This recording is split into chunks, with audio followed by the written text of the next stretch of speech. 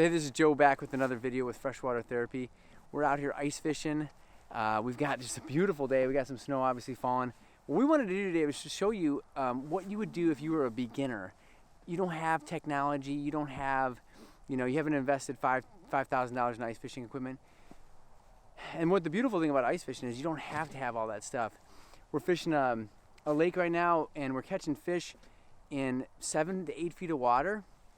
And what we've got is just some basics. We've got ice fishing rods, we've got augers, we've got scoops, and ice jigs and some wax worms. And we're having a blast. So what I want to show you is after you drill your hole, when we come over here, this one's got a lot of slush in it. What you want to do is you want to make sure you're going to fish the entire water column. So what I've done is I've already attached this weight, which is a slip bobber weight. I've attached to the bottom of my ice fishing jig, and I've found out that I'm exactly, when I go down to I know the bottom, I know exactly where the bottom is. And so what I want to do when I'm ice fishing, I want to fish the entire water column. And so I'll start at about waist height and I'll work my way down to the bottom. And then when I get down to the bottom, if I don't get bit, I'm going to work my way back up. And I'm watching that little spring bobber for any kind of movement. You might get a fish to come in and really whack it, and the spring bobber is going to go down. You might get an up bite too. You might just get a fish just hanging on it too. We haven't had, not every bite we've had today has been a really, like something just came up and just crushed it. But I work up and I work down, and that's what I would do on a lot of bodies of water. And if I'm not getting bit, what I'm going to do is I'm just going to move to the next hole. And I know in this area, most of these holes are all about the same depth, so I want to move if I'm not catching fish. It's basic principles. That might be a crappie there. Yep. Felt like it might have been a crappie. Beautiful fish, not a big one. I could kind of tell because he bit different than a bluegill would. You get one? Yeah. So, I'm going to put him back. I don't need to. I'm going to give you another little tip. When you're fishing, a lot of times these baits are meant to be worked horizontal. So that bait, when I got a bite, it pulled it straight up and down. I'm going to pull my line back so it hangs more horizontal. I'm going to probably even do more like that. That can make a big difference fishing. So I'm going to drop that back in. And then after you have fished, like my first experience ice fishing successfully was about over 20 years ago when I was fishing with a friend, and he took me out to the backwaters of a river system, and we ended up catching all kinds of fish, and they were not real big bluegills, but it just got me hooked. And what I love about this is I love fishing with this spring bobber. It just has some of the coolest action, and you can see I'm making micro movements. A lot of the movements I'm making, I'm not dropping this down inches, I'm dropping it down more like micro millimeters. And I'm doing the same thing, I'm raising it up. And I'm just watching that spring bobber, and if anything happens that's out of the ordinary, I'm going to set the hook.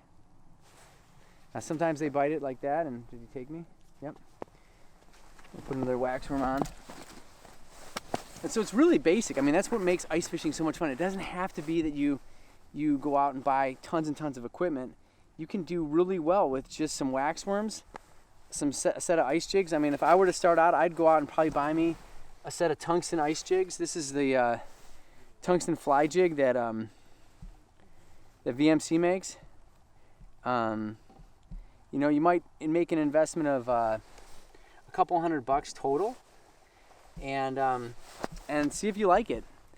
But for us, we love it. We love being out here. We love actually the camaraderie of being out with other guys, and it doesn't always have to be super serious. A lot of guys just come out and they just kind of spend time just hanging out on the ice. For us, we like to fish a little bit more aggressively than some of those other guys, and so but we also do love the social component. One of the other benefits of ice fishing is you don't need a boat.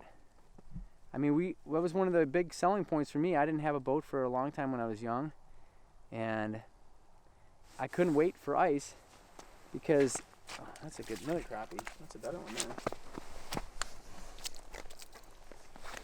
there. And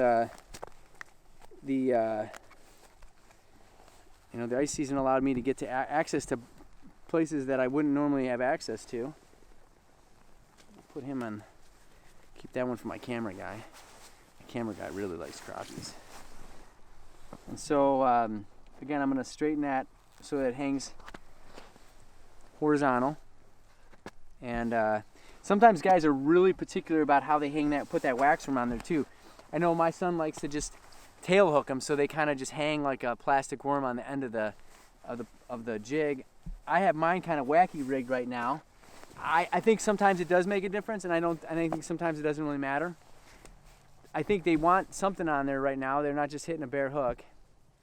And I'm working my bait down again.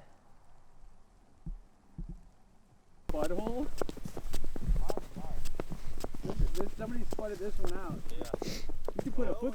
A lot of guys come out and ice fish and they drill 2 holes and they sit all day, and every once in a while that works.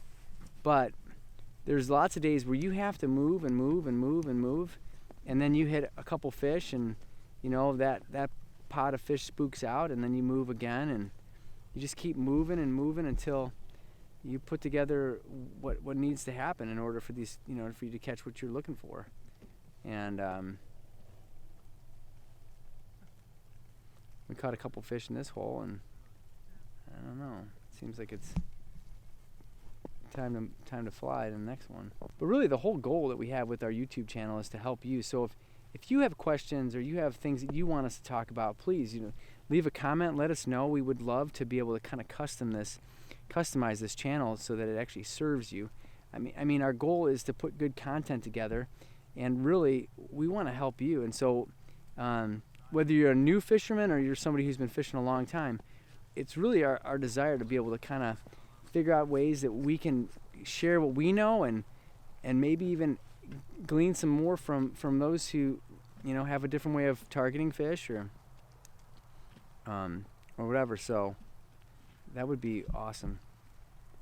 You can tell I'm a little focused here. I'm trying to see why I can't get bit again out of this hole, but I'm gonna slide over to the next hole here and see what happens. So it seems like when I start about right waist, maybe even just a little bit higher than waist high, that's where those fish are. You can see I'm making micro moves. I'm working all the way down. Sometimes the fish are going to be right on the bottom, and that's where they're going to want to bite, and they're not going to want to come up off the bottom.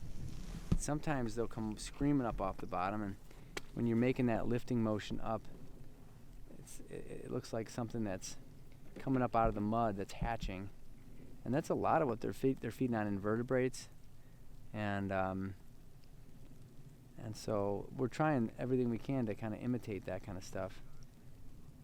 A lot of the plastics we use today look like, you know, invertebrate that are coming and hatching out of the mud, and sometimes you can even see those on your electronics. And when it starts to get to be about, you know, right about now, you'll start to see the bugs hatching out of the mud, and like everything comes alive. And so nothing there.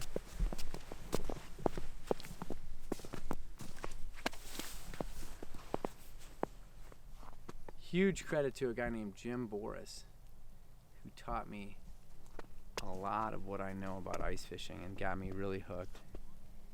And Jim's a good friend. He lives in northern Wisconsin now. I haven't gotten a chance to fish with him in a couple years, but we enjoy catching up and talking about all kinds of things related to ice fishing.